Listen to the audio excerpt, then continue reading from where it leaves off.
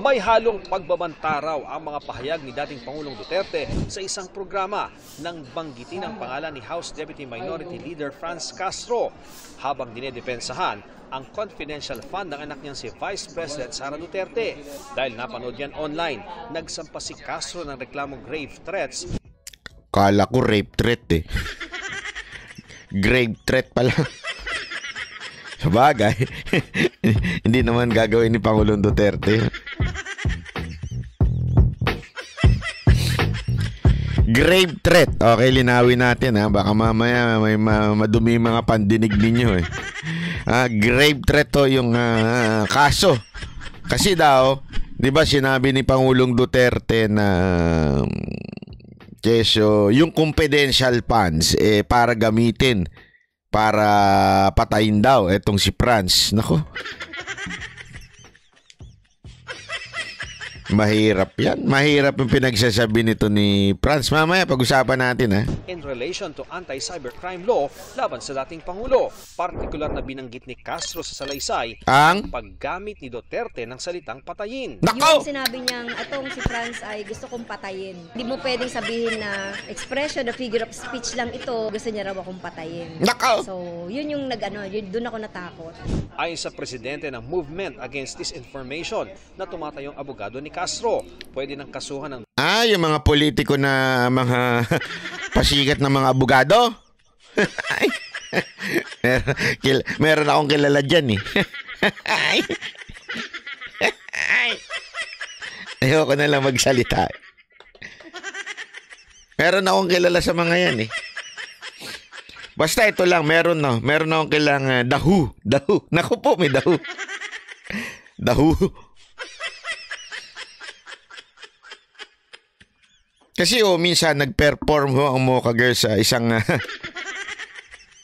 KTV. Itong KTV na to, kilala itong KTV na to. Diyan sa may Quezon City. At nakita ko, may nagtatago. Nagkukubli. Hindi ko na lang sasabihin basta isang abogado na mahilig pumapel sa politika. Sabi ko nga, linis-linisang kabrad ha. Kumakapon na ka kay Duterte nun ha. Kala mo kalinis mo ha. Nako, ayoko na lang talaga magsalita. Ating Pangulo, hindi tulad noong nasa poder pa siya sa Malacanang. Yung immunity ni President Duterte ended, diba? After 12, literally 12:0001 o'clock in the afternoon of June 30, 2022. From that day on, pwede na mag-file ng criminal charges or civil charges against him. Ayon sa dating Executive Secretary ni Duterte na si Salvador Mijaldea, wala pang natatanggap na kopya ng reklamo si Duterte para makapagbigay ng reaksyon dito. Nako. Sabi naman ni dating Chief Presidential Legal Counsel Salvador Panelo, walang legal na basihan ang reklamo. Karaniwang pangalan daw ang Franz at wala namang binanggit na Castro. Yun eh. Alam mo, minsan talaga walang kokote ang ilan nating mga kababayan, di ba? Alam mo si Pangulong Duterte, simple lang yan pero rak yan. Simple lang, bakit? Alam nyo ho ba sa libel, napaka-importante na dapat ay talagang identified kung sino yung sinasabihan mo. Maging sa ibang kaso, kailangan identified. Hindi pwedeng first name lang, palayaw lang. Kailangan talagang sure. Pambira. Malay mo si Franz na yun. Franzen, ano yun yung artista? Malay nyo naman yun ang tinutukoy ni Pangulong Duterte. Nautakan sila dyan sa totoo lang Wala kasing ayun, si Franz Prieto. O kaya, di ba? Hindi nila alam kung si Franz Dakuy-Kuy o Franz Sinatra. Sabi ko nga, minsan talaga itong mga abubobo Alam mo yung mga abubobo na Anyway, ginagamit lang nila yung pagkakataon, publicity, ika nga. Alam mo naman yung mga ibang abobobo, hindi ko nila sasabihin kung sino yung mga abobobo ha. Mahilig sa publicity yan. Kasi pag bobo, kailangan ng publicity para sumikat, para merong kumuhang kliyente. May kilala akong ganyan yung isang abobobo, laging talo sa kaso, tapos laging talo, wala pang kliyente, kaya mahilig mag-vlog, mag-social media, nagpapasikat ang animal. Kaya minsan may mga pumapatol sa mga ganyang kaso kahit alam naman nila na medyo alanganin na manalo. Bakit kanyo? Hindi nga identified kung sino yung France. 'Di ba? Pambira. Wala. Pag mahina talaga mahina ang utak, mahina talaga. At saka alam nyo, napaka-importante nito. Alam mo, pinagtanong-tanong natin sa mga abogado yan kung merong bang basihan yung tinatawag na grave threat na ginawa ni Pangulong Duterte. Una, hindi ho identified. Pangalawa, kung ito man ay matuloy, sabihin talagang, alam niyo, maayos, di ba? Una-una, bailable din yan daw tayo ng kwento sa akin. Bailable yan, ibig sabihin, hindi naman naharap si Pangulong Duterte. At tandaan ninyo, si Pangulong Duterte ay dating presidente. Anong ibig sabihin yan? Marami hong koneksyon yan. Alam naman po natin na ang presidente ang naglalagay na mga judge sa mga nagre-retire na, yung mga napapalitan na. I mean, hindi ko naman sinasabing bibigyan nila ng pabor si Pangulong Duterte, pero nasa Pilipinas ho tayo Alam mo natin yung mga ganyang di ba? So, it's just a waste of time, ika nga. Okay? Hindi ko sinasabing justified Ang akin lang, this is an obvious waste of time. Etong klaseng pagsampa na ganito. Pero bakit kanyo ginagawa? Dahil nga po sa dahilan na gusto nilang magkaroon ng ibang balita na maibabalita ang social media. Kasi nga naman, kung walang ganyan, ano ibabalita nila patungkol kay Pangulong Duterte? Pag-iiwanan ho sila ng social media. Alam nyo, this is a lesson mula nung 2016 pa. Actually, even before 2016, 2015. Although na-realize na lang ng mainstream media ito after the election. Akala ng mainstream media, sila pa rin ang nasa pangunahing pinapanood ng tao para magkaroon ng balita. Diba? Yun ang akala nila Pero dahil dun sa 2016, na nanalo ang isang presidente because of social media, and social media talaga ang nagtulak kay Pangulong Duterte para manalo. Doon nila na-realize na hindi na nila pwedeng itanggi na malakas si Pangulong Duterte sa social media. Therefore, kahit hanggang ngayon, napakalakas pa ho. Kaya nga kaliwat kanan ang topic pa rin sa Pangulong Duterte sa social media dahil napakalakas ni Pangulong Duterte dyan. Hindi nila pwedeng i-deny yan. Remember, media, mainstream media is still a business. Negosyo ho yan. Huwag ho kayong maniniwala sa mainstream media na para sa bayan. Tinatarantado ho kayo niyan. Hindi ho totoo yan.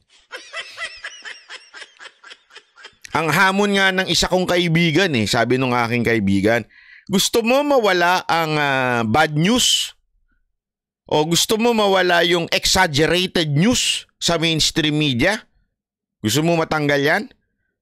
Ipagbawal ang commercial sa mga news. Alam nyo kung bakit? Alam nyo ho ba, sa Pilipinas, pinakamaraming news pinakamaraming advertisement ay during the prime time news. Nandoon talaga. Aside from, nagkukumpit yan, syempre sa noontime show. Pero ang isa sa mga income generating na pagdating mo sa mga network, sabihin mga TV network, walang iba kung hindi ang primetime news. At alam naman po natin, pagdating sa primetime news, ang pinakamabenta sa lahat ay politika at mga exaggerated na news. O yung mga, pasensya na uli sa term, ito po ang ginagamit talaga, ay yung mga sinasalsal na news. Tulad ng ganito. So, hindi nila pwedeng i-deny ang kasikatan ni Pangulong Duterte. May binitawan si Pangulong Duterte na salita. Ano yon? Paghahamon niya sa kamera. Isipin nyo ito ha. Ito ho ang laman ng buong social media. Paghahamon ni Pangulong Duterte na patungkol po sa wag magbayad ng tax. Ito ho'y seryoso. Seryosong pang-iengganyo ni Pangulong Duterte. Seryosong pag-utos niya sa kanyang mga tagasunod na wag magbayad ng tax until buksan ang audit ng Kamara. Ipakita ko saan napupunta yung ating tax. Yan o ay isang napakalaking news sa social media. Pero bakit kanyo hindi binabalita sa mainstream media? Kasi nga ho, sinapawan Sinapawan kuno ng isang walang kwentang issue. Ano yun? Dinimanda si Pangulong Duterte. Walang kwentang news yan. Sigurado ko it will fail. That kind of news will fail. Ano ibig sabihin? Yung ganyang pagdemanda, maniwala kayo sa akin mag-fail. Unless may gumanon. Anong may gumanon? Hindi finger ha. Hindi, pininger. Sabi, may gumanon. May sumungkit. Ano ibig sabihin na may sumungkit? Merong sumungkit mula sa gobyerno at gamitin pang politika at idiin si Pangulong Duterte. Pero kung walang political na gagalaw, ika nga, wala. Talo. Unang-una, France lang ang sinabi. Walang Castro. Diba? Yun, kumalabit. Yun, yung finger tuloy. English kasi ako. Alam mo naman, is English spoken tayo, Garski. May kumalabit. Ibig sabihin na may kumalabit, may isang mataas na, alam mo na, yung may dalang luggage. O, di ba? Pag binigyan na ng heavy luggage, pag hindi kumalabit nung heavy luggage na yon, yung ating ayoko naman kasing pero yung talaga yun eh. Pag merong kumalabit mula sa taas, sa korte, at sabihin, tuluyan nyo yan ha. Tandaan nyo. The president is Marcos. Not Duterte. Oh, alam na natin. Yeah? Pag merong gumanon. Oh, pero kung walang kikilos na ganon, hindi ho magpa-prosper yung case na yan. Ay katatawanan ho yan. Yung case na yan ay isang katatawanan. Lalo na didemanda mo isang presidente sa isang mahinang kaso lang na grave threat. Tapos yung ebidensya mo mahina pa. Hindi ko nga maintindihan bakit pinatulan ng abugago yan di ba? Alam nilang mahina yung kanilang ebidensya pero pinatulan pa rin nila. Alam na natin yan mga brad. Yung mga ganyang galawan ng mga abogado, syempre kailangan sumikat sa mainstream. Di ba? Ayun, sabi nito ni Observant, mag-interfere. In English mo lang yung finger eh. Interfere kasi yung finger eh. Totoo yun, pag may nag-finger niya, pero alam mo yung kumalabit, sabihin, tuluyan yan ha, para mawala yung yung issue ng pinupush niya. Ano ho yung pinupush ni Pangulong Duterte? Walang iba kung hindi, nako, wag magbayad ng tax.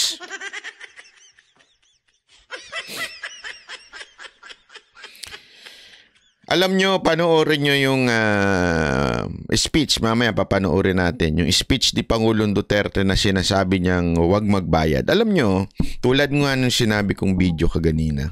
Parang may kumakatok. Naku po, patay tayo. Pag may kumatok na gano'n. Tapos paglabas ko ito kagano'n. Parang tinakot yung sarili.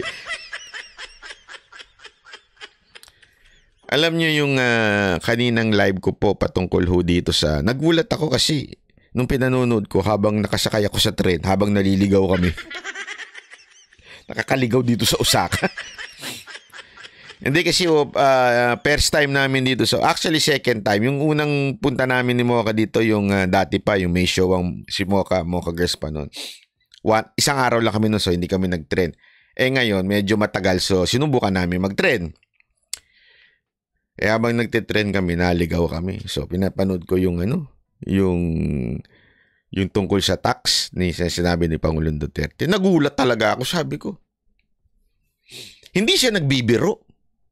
Alam mo yun yung kagad ang unang reaction ko eh. Hindi ho nagbibiro si Pangulong Duterte. Saan? Dun sa challenge niya. Kasi ganito yan. Kung mapapansin yun, di ba kayo nagtataka? Hindi kayo nagtataka? Mula nung nag-usap yung mag-ama, si Pangulong Duterte at si Vice President Sara Duterte, nung nag-usap sila, halos sunod-sunod. Nakatatlo na ata. Correct me if I'm wrong ha. Nakatatlong gikan sa masa na si Pangulong Duterte na halos sunod-sunod yung araw. Alam naman natin si Pangulong Duterte nagpapahinga yan eh. Pero bakit niya ginawa yon? Aside from, siyempre bilang ama, pinagtanggol mo yung anak mo, meron mo siyang gustong mangyari. Akala ko nung una, joke-joke lang yung mga... Hindi naman, alam mo, hindi ko naman sinasabing nagjo-joke lang ha, walang mababaw ulit yung sabi ni PRRD. Hindi ho. Alam naman natin minsan si PRRD pag bumitaw di ba? Pag sinabi niya to, medyo malakas ang dating, pero minsan alam mo yun, hindi masyadong, since hindi na siya presidente, hindi niya na kayang seryosohin, di ba? Hindi niya na pwedeng utusan ng kamera. Sabi nga ni Pangulong Duterte, huwag magbayad ng tax hanggat hindi inilalabas ng kamera kung saan ginastos ang pera na atin pong ibinibigay. Alam nyo, may kwento ako dito. Meron akong kwento dito. Sabi nito ni Lucky Porter, kailan din kaya gagalaw ang karamihan sa atin na mag-move para mabuksan ang libro ng korupsyon na yan? Oo nga, Lucky Porter. Tama ka dyan. Sino ang nakakadanas ng ganun? Yung pag magbabayad na kayo ng tax, parang hindi ka makapaniwala na ibabayad mo yung tax na yun sa gobyernong walang kakwenta-kwenta. Sino? Diba? Yung tax mo na yun na pinaghirapan mo. Pinagpaguran mo. Di ba? As in, minsan nag-o-overtime ka pa para talaga makapag-ipon ka dahil hirap ng buhay ngayon. Tapos kakaltasan at ibibigay mo sa isang congressman at hindi niya ipapaliwanag kung saan niya ginamit. Di ba? Sabi dito, bukod pa sa income tax, may sales tax pa. Para sa lahat ng bilihin mo, yun, tama ka dyan, Garski. Nakakalungkot, di ba? Ako talaga lungkot na lungkot ako, ha? Hindi yung alam mo, sabi ko nga, kung hindi lang ito kautusan ng Diyos, hindi ko gagawin to, eh. Walang biro. Alam mo yung minsan, yung tipong minsan mapapapray ka na lang pag magbabayad ka na ng tax. Lord naman pwede bang kupitin na lang to?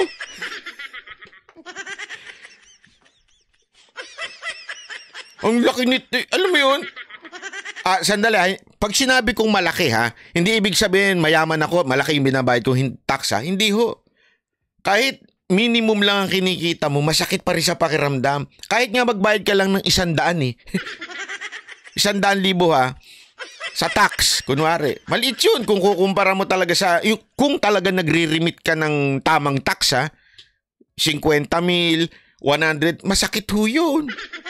Mantakin mo, 100, iPhone na to Akin na to, ibibigay ko ba doon sa congressman?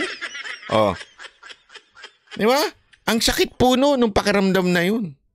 Kaya tama talaga si Pangulong Duterte. It's about time. It's about time. Ito ang tamang oras. Kasi sobra-sobra na naririnig nating korupsyon sa Pilipinas. Lalo na ng mga kongresista natin. Tandaan natin, wag ho tayo magpaligoy-ligoy. Ang pinakakurap ay mga congressman. Hindi ho ang ahensya ng gobyerno. Sa ahensya ng gobyerno, medyo mahihirapan pang ikurap yan. Sa totoo lang medyo mahirap pang ikurap yan dahil kahit papaano maraming mata at kailangan mo pa ikowa at required pa mga resibo. O maybe ibig sabihin, kung ikaw man magnanakaw, it will take sa talagang effort para malusutan mo yung korupsyon. Ganun dun eh. Kailangan mo mga may bayaran ka, 'di ba, para tumahimik.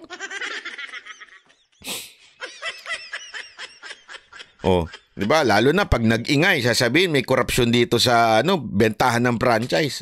Kailangan mo bayaran yung para tumahimik, 'di ba? So mahirap.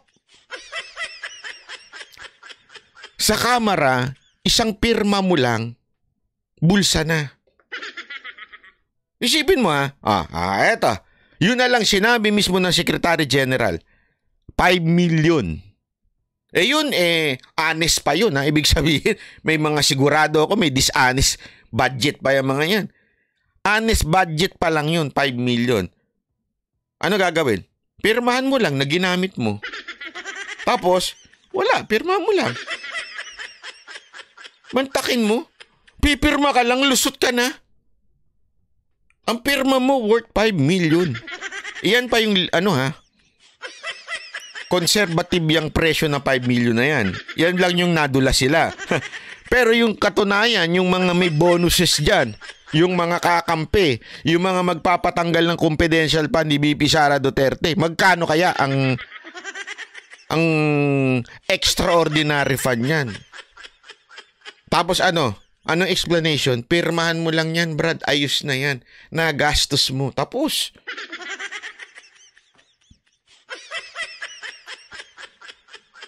Kaya nga alam mo, ito lagi namin napapagkwentuhan ng tatay ko dito sa Japan. Ito kasi walang biro ito Alam mo, ang tatay ko matanda na. Kasi matanda na nga ako So, siyempre, mas matanda na ho yan. 70 na yan. Actually, inabutan niya pa yung medyo mahirap pa ang hindi pa mayaman ng Japan. Inabutan niya pa na hindi pa mayaman ng Singapore. Inabutan niya. Patandaan ninyo, itong mga Singapore na ito, at saka nung panahon natin, noong unang panahon, before Marcos, Ferdinand Marcos, tayo ang nag-e-export sa ating kinukuha mga bigas. Mayaman tayo nun. Bakit? Remember, nasa colony tayo ng Amerika nun. Mayaman tayo nun. Ibig sabihin, talagang nanggaling tayo sa mayamang bansa. Di ba? So, mayaman tayo nun. Tapos, eventually, lumubog tayo. Bakit tayo lumubog? There is only one thing. Corruption.